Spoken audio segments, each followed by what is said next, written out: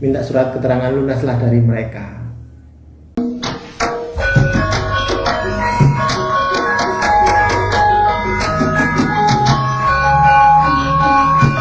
Oke, ketemu lagi konco-konco di channelnya Cak Mul, channel yang selalu muncul terus di YouTube. Cak Mul hari ini mau membahas kenapa sih KPR kita sering ditolak di bank, apa penyebabnya dan apa solusinya.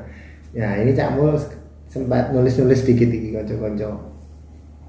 Jadi sebenarnya KPR ditolak itu ada beberapa faktor ini menurut riset yang Cak Mul lakukan.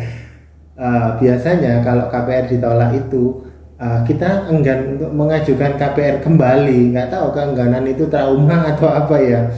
Namun efek yang ditimbulkan itu biasanya kita menjadi tidak mendapatkan rumah yang kita idamkan dong, apalagi untuk keluarga. Nah di sini Cak Mul mengidentifikasi penyebab KPR ditolak itu ada 4 konco-konco. Berikut ini identifikasi yang menurut Cak Mul ketahui ya. Yang pertama, kebiasaan mengabaikan kewajiban membayar angsuran yang kita miliki. Maksudnya seperti apa ya? Kalau kita memiliki angsuran nih, boleh angsuran kartu kredit atau kendaraan bermotor, sebenarnya kita mampu, konco-konco mampu untuk mengangsur. Cuman kadang-kadang kita males ya, tidak disiplin dalam mengangsur.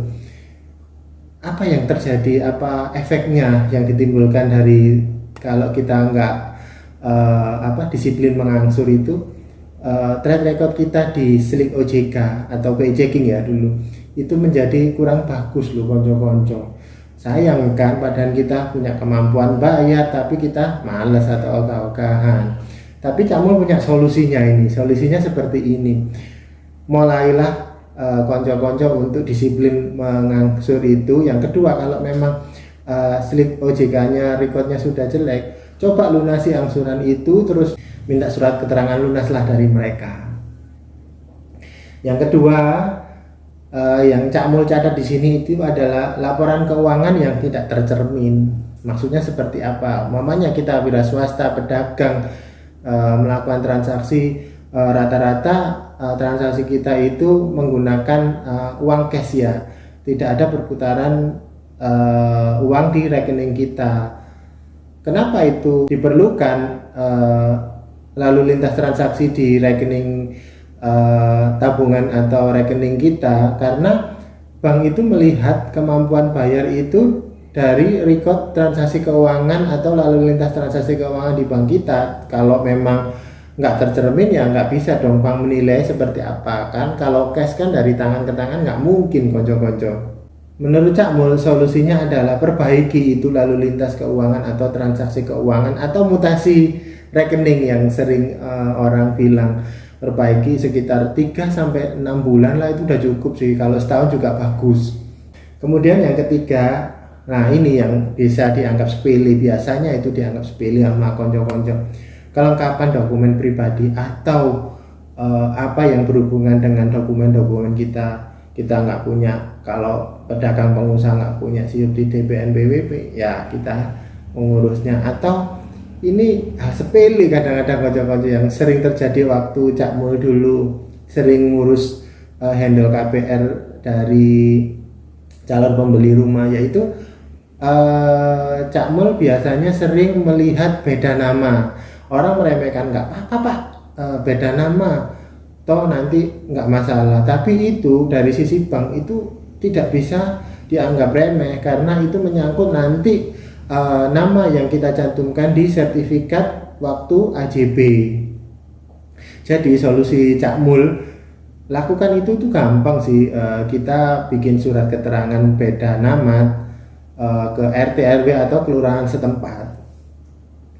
Dan yang terakhir ini yang Cak Mul catat di sini, harga rumah yang kita inginkan itu tidak sesuai dengan kapasitas kita, kapasitas keuangan atau finansial kita lah. Itu menurut Cak Mul salah itu. Tapi ada solusinya kok. Mamanya ini kemampuan kita beli rumah sekitar 2M ya, namun kita ngincer rumah sekitar 4-5M. Waduh, 2 kali lipat ini nggak masuk lah. Solusinya menurut Cak Mul ini, kita ya harus sadar diri ya, kita bergeser dengan kemampuan, oh ya, kemampuan cicil mencicil rumah saya atau mengangsur rumah yang saya idamkan itu sekitar 1 M, ya udah bergeser. Atau kalau konco-konco memiliki uang lebih untuk DP, ditambahin DP-nya biar tetap dapat rumah idaman itu dan sesuai dengan angsuran yang kita inginkan atau yang